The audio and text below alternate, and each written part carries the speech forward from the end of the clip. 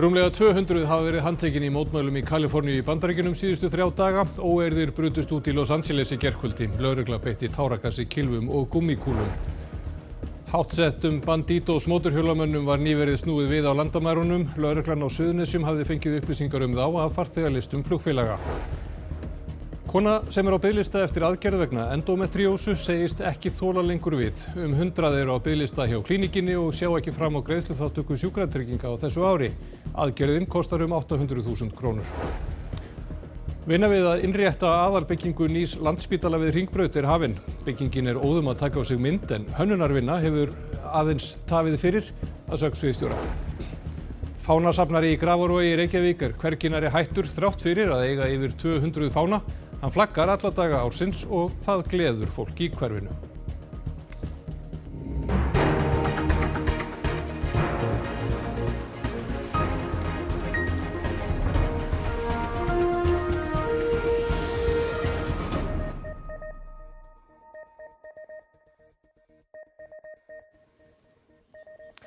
Gott kvöld. Reglulega háttsettum liðsmönnum glæpagengja snúið við á landamærunum. Nýlega reyndu menn úr mótorhjólagenginu Bandidos að koma hingað, þetta segir lögreglustjórinn á Suðurnesjum. Lög farþegalista séu mikilvæg í baráttunni gegn skipulagðri glæpastarfsemi.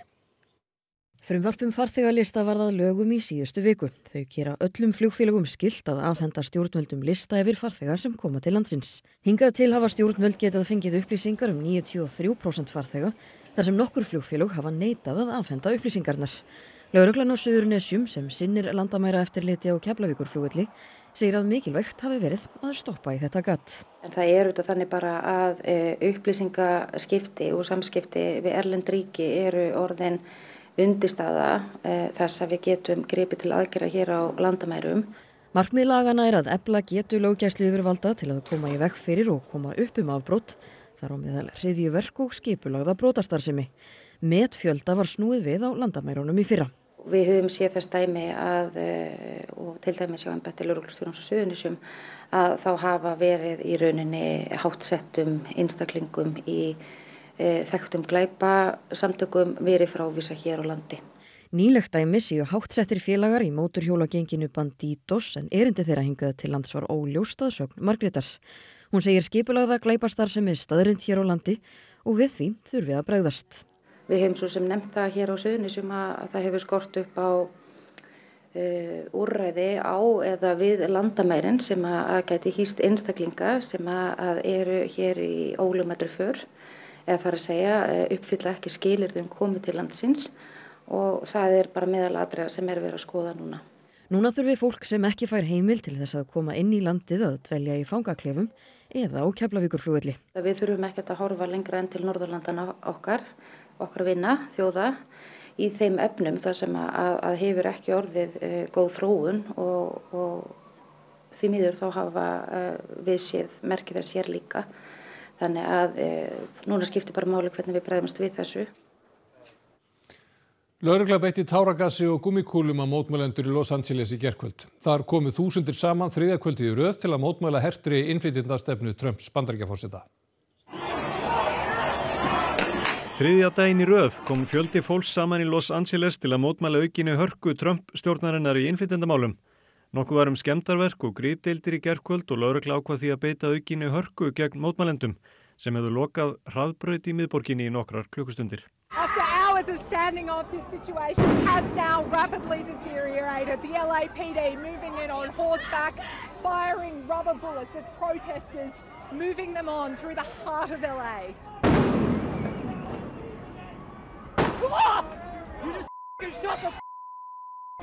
Nokkur hundruð þjóðvarliðar aðstóðuðu lögreglu í gær en Trump Bandaríkjaforseti sendi þá á vettvang þrátt fyrir að hvorki ríkisstjórinn né lögreglustjórinn í Los Angeles segja að það sé þörf á því. Gavin Newsom, ríkisstjóri í Kaliforníu, segir það gert til að egna mótmælendur sem eru flestir af rómönskum uppruna og afar ósáttir við áform stjórnarinnar að handtaka þúsundir og jafnvel tugþúsundir úr þeirra hópi og senda úr landi. Y'all told us to come here for opportunity. We came and then now it's like, oh, you have to leave. But when I was the working class, y'all loved me, right? But now that we're too many people, what's the issue? Borgarstarfsmenn í Los Angeles hafa varið því sem af degi við hreinsunarstörf og yfirvöld í Kaliforníu búast undir frekari mótmæli í kvöld. Trump Bandaríkjaforseti segir að ákvörðun hans að senda þjóðvarliðið til aðstoðar hafi bjargað Los Angeles frá uppreisnarsækjum. The people that are causing the problem are professional agitators, they're insurrectionists, they're bad people, they should be in jail. Thank you. Hvorki lögreglustjórinn í Los Angeles né ríkisstjórinn Gavin Newsom óskuðu eftir aðstoð Trumps. Newsom segir þetta pólitískan leik hjá Trump til að egna mótmælendur og auka átök. What Trump is doing right now is very rare. It's very unusual for a president to deploy the National Guard over the objections of a state's governor. This was used during the civil rights era when the U.S. president deployed the National Guard to integrate schools in the South over the objections of governors there. But this is a far different situation, and it really shows how Trump is using the full extent of his powers to try to push his agenda forward. Ung kona með endometriósu þjökuð af verkjum og hún segist þurfa bót meina sinna. 100 eru á biðlista eftir aðgerð við sjúkdómnum sem sjá ekki fram á greiðslu þátttöku frá sjúkratryggingum á þessu ári. Inga Vildís Þorkelsdóttir 21 árs. Hún hefur verið með mikla verki í kviðarholi með tíðablæðingum síðan á úlingsárum og það hefur haft mikil áhrif á líf hennar og hefur hún leitað skýringa í 6 ár. Á vormánuðum fór hún til sérfræðings á klínikinni og fekk að vita að verkinni stöfuðu að öllum líkindum af endometrósíu. Hún hafi fundið til léttis. Ég vil fá að vita hvað að og bara vonandi fá líða aðeins betur. Ef að stelpa kemur sem að bara í rosalegum sársauka út af til dæmis blæðingum og eitthvað að læknar gefi, mér ekki bara parkotinn fórstið og svo farið heim, það ekki eðlilegt, það ekki eðlilegt að vera grát öskrandi úr verkjum. Sjúkdómurinn getur verið mjög sársaukafullur og orsakast af innvortis bólgum og samgróningum í legi og fleiri líffærum í kviðarholi. Heilbrigðisráðuneytið fól Sjúkratryggingum Íslands að semja greiðslu þátttöku fyrir 100 aðgerðir vegna endometriósu á þessu ári og þær hafa þegar verið framkvæmdar hjá klínikinni. 100 í viðbót eru á biðlista eftir aðgerð og kjósi þær að fara á þessu ári þurfa þær að borga sjálfar. Heilbrigðisráðherra stefnir á fund með Landspítala og klínikinni á næstunni en í fréttum RÚV helgina sagði hún að sami hefði verið færri aðgerðir í ár því ekki væri lengur bið eftir aðgerðum fyrir konur með endometriósu innan opinbera heilbrigðiskerfisins. Finnst þér mikilvægt að konur hafi val það hvert að leita sér eftir aðstoð í þessum tilfellum? Já, en mér finnst eiginlega mikilvægt að þær viti hvert þær geti leitað. Ekki bara að þær geti valið heldur að þær vita að sé meiri en einn möguleiki eða þær vita að sé einhver möguleiki. Inga ætlar í aðgerðina þrátt fyrir að þurfa að greiða fyrir hana 800.000 krónur. Hún segir það þó ekki á allra færi. Það eru svo ótrúlega margar aðrar stelpur að díla við það sem að örugglega margar geta þetta ekkert. Geta ekki valið þetta og það er bara hræðilegt. Ísraelskir hermenn stöðvuðu í nótt Medellín, skip hins svokallaða frelsisflota Gretu Thunberg og fleiri aðgerða. Skipið var á leið til Gazastrandarinnar með farm af hjálpargögnum. Ísraelsher birti myndir af aðgerðasinnunum borð og ráðamenn í Ísrael segja að þeir hafi allir verið handteknir og verði sendir til síns heima. Þeir sem voru borð birtu myndskeið af því sem þeir kölluðu efnaárás á skipið en þar sést hvítt efni eða froða á þilfarinu. Thunberg sendi frá sér skilaboð í gærkvöld sem voru tekin upp áður en þau voru handtekin. I urge all my friends, family and comrades to put pressure on the Swedish government to release me and the others as soon as possible. Vi följer det här nära och vi står i nära kontakt med vår ambassad i Tel Aviv som i sin tur står i kontakt med lokala myndigheter. I dagsläget så bedömer vi inte att vi har någon svensk medborgare som är i behov av konsulärt stöd, men vi har naturligtvis alltid en beredskap för det. Talsvert tjón varð í eldsvoða á svölum blokkaríbúðar við Engihjalla í Kópavogi hádegisbil í dag. Allt tiltækt slökkvilið var kallað út og náði fljótt að ráða niðurlögum eldsins. Enginn var innandyra þegar eldurinn kviknaði. Eldsupptökin eru enn ókunn. Það er hellingssót og annað inn í íbúðinni en eldurinn, eins og ég segi, var mestur þarna út á svölunum og það er svona meira kannski sót og vatn inn í íbúðinni. Það eru náttúrulega sprungnar rúður og eitthvað þannig. Var þetta mikill eldur? Jú, hann var tölverður en svona kannski að mestu leyti til út af svölunum, ekki komin alveg inn í íbúðina. Þannig að þetta gekk betur en við kannski fórum á von í upphafi. Framkvæmdum við nýjan Landspítala miðar vel.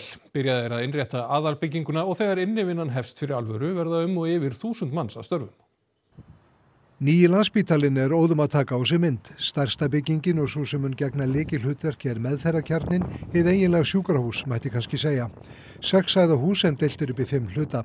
Bráðamóttaka verður á fyrstu hæð, myndgreining á annarri hæð, skurðstofur á þeirri 3. og tæknikerfin, hjartahúsins, þar fyrir ofan. Hér erum við sem sagt á legudeildunum, þær eru á 5. og 7. hæð spítalans og á þessari hæð sem við erum stöndum núna, sem í stöng 2, að þar erum við með sem sagt svona einangrunarstofur sem hluti af þessu fyrir krabbameinssjúklinga. En þetta svona að taka mynd á sig núna hjá okkur. Verður innrétta legudeildirnar þar sem bara bíli með sérsnyrtingu og áætlað því ljúki árslok 2027. Í miðjurýmun glerbúr sem ætlað að veita dagsbirtu inn á hæðirnar og einnig opið fyrir birtu á milli byggingareininga alveg niður á neðri hæð kjallarans. En mikið verður lagt upp úr því að það verði bjart í húsinu. Já, það mikið lagt úr því að svona sé svolítið náttúrulega, það sé ekki mikið svona rafmagnslýsing í notkun og þetta svona vonandi létt í lundina, allavega svona þegar bjartari tímar á árinu. Sunnan við aðalbygginguna bíla- og tæknihús sem taka á í notkun í ágúst. Þar við hliðina eru rannsóknarhúsin 2 og líkur uppsteypu þeirra áramót. Læknagarður kemur næst og verður hann tekinn í gegn og stækkaður fyrir heilbrigðisvísindasvið Háskóla Íslands. Á 5. hæð meðferðarkjarnans verður útbúið útivistarsvæði og því stutt fyrir þá sem dvelja á legudeild að stíga út. En þótt húsið sé sagt 6 hæðir það í raun 8 því kjallarinn 2 hæðir. Þar innivinnan byrjuð, sparsl og málingavinna. Þar verða sett upp rör og sorp og línkerfi sem taka við slíku efni af efri hæðunum og koma á sinn stað.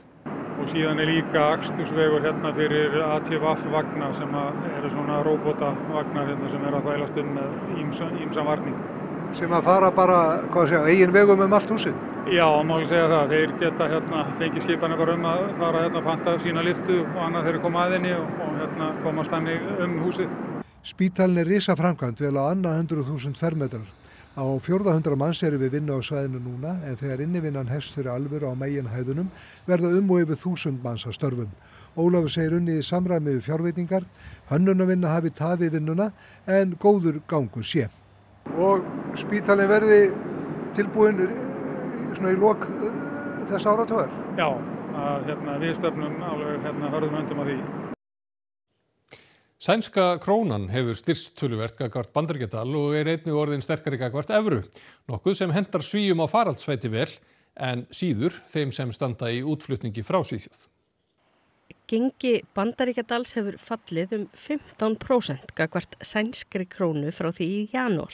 Last time I visited was New Year's and it was about 11 crowns. Even though it was colder, I liked it better on New Year's because it was about 15% better than it is now.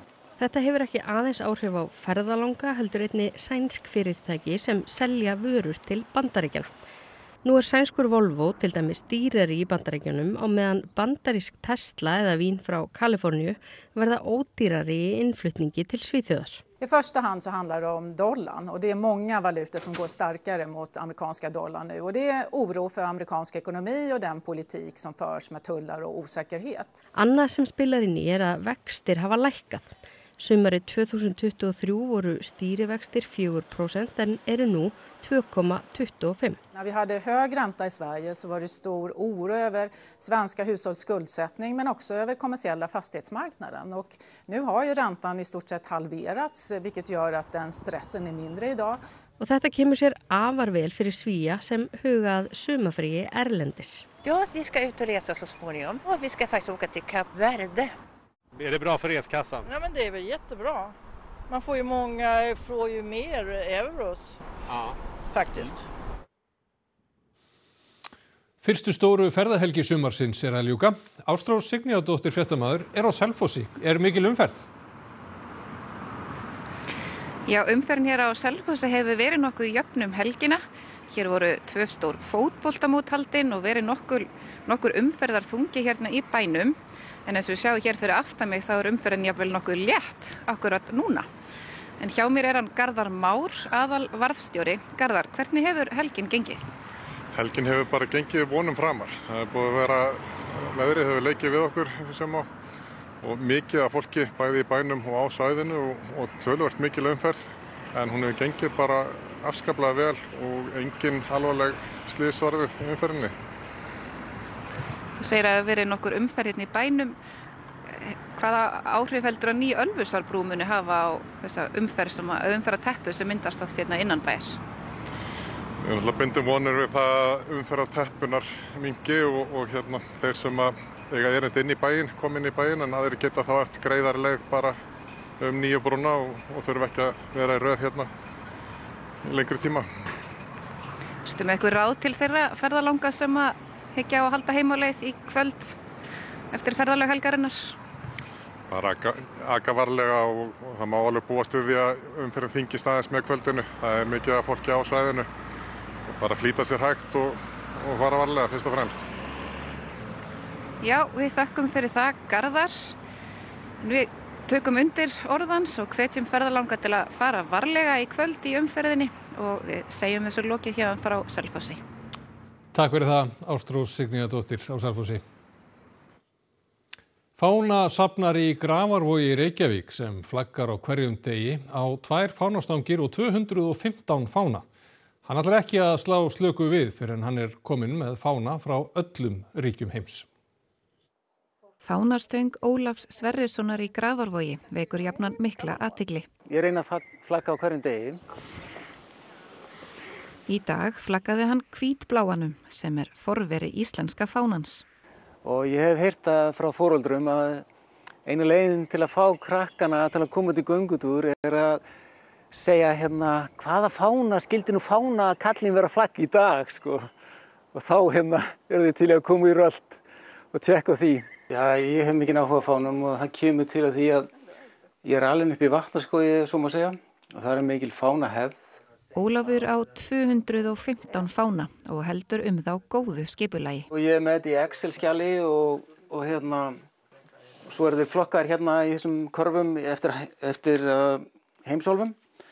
Það eru reynda Norðurlöndin sér því að nokkuð marga fána frá Norðurlöndunum. Svo ég til dæmis eitt sérstakasta fána í heimi sem er fáni Nepal og hann er eini þjóðfáni heimsins sem er ekki ferhyrndur, heldur með svona eins og 2 þríhyrningum sem að tákna Himalaya-fjöllin og svo 2 helstu trúarbrögð Nepal sem eru þá hindúismi og búddismi. Ólafur byrjaði að flagga daglega í COVID og segir að fánarnir hafi síðan þá ítt undir aukin samskipti fólks í hverfinu. Kemur fólk og spjallar hvaða fán er þetta í dag og af hverju eða fólk kemur til mér og segir ég er búin að vera að googla þennan fána en ég finn ekki hvaða fána þetta er. Hvaða fáni er þetta eiginlega hérna? Og þó að hann eigi þetta stóra fánasafn er hann ekki hættur að safna. Það sem er litað þeirra fána á ég og þess vegna stendur hérna næstum allir fánar heimsins en ég má taka þetta sem þetta í burtu þegar ég er búin að ná þeim öllum og þá stendur hérna allir fánar heimsins. En ég á svolítið í land með það. Úr sólinni í Grafarvogi í dag ætlum við að líta til veðurs. Hitatölur hafa verið fremur lágar að undanförnu en nú horfir til betri tíðar þar sem kaldi loftmassinn er á förum og því ágætt útlit fyrir nokkuð sumarlegar hitatölur á næstu dögum.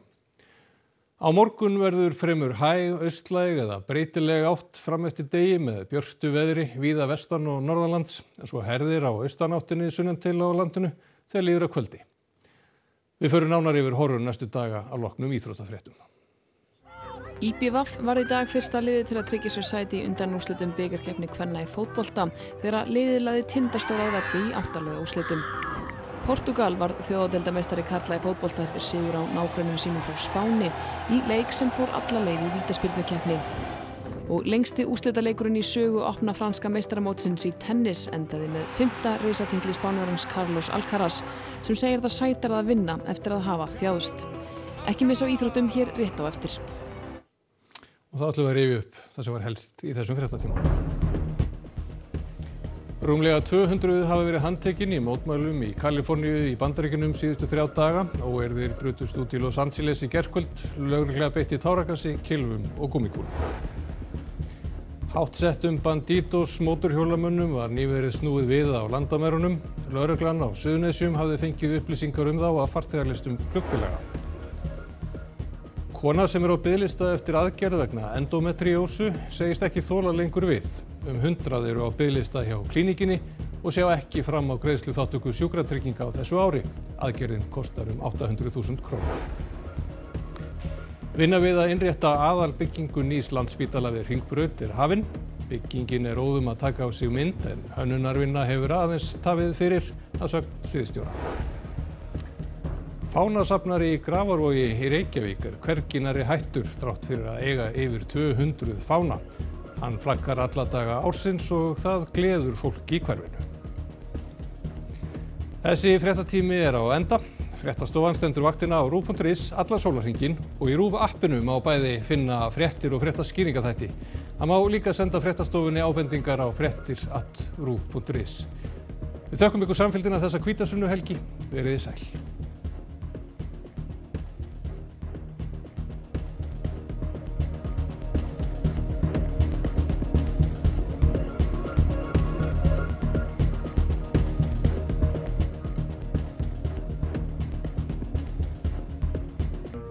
Á RÚV í kvöld. Sumabörn, íslensk fjölskyldumynd systkinin Eydísi og Kára sem eru send á afskekkt barnaheimili vegna erfiðra heimilisaðstæðna og fátæktar. Börnin trúa því statt og stöðugt að dvölin verði stutt, en biðin veldur þeim síendurteknum vonbrigðum. Goth í Reykjavík. Ný íslenska heimildamynd nokkrar af framsæknustu hljómsveitum þjóðarinnar þessar myndir. Kælan mikla, Mammút, Börn og Gróa koma fram bæði í tali og tónum. Paradís. Dóttir stjórnmálamanns á Kanaríeyjum og eiginmaður hennar finnast látin í borginu Úlú í Finnlandi.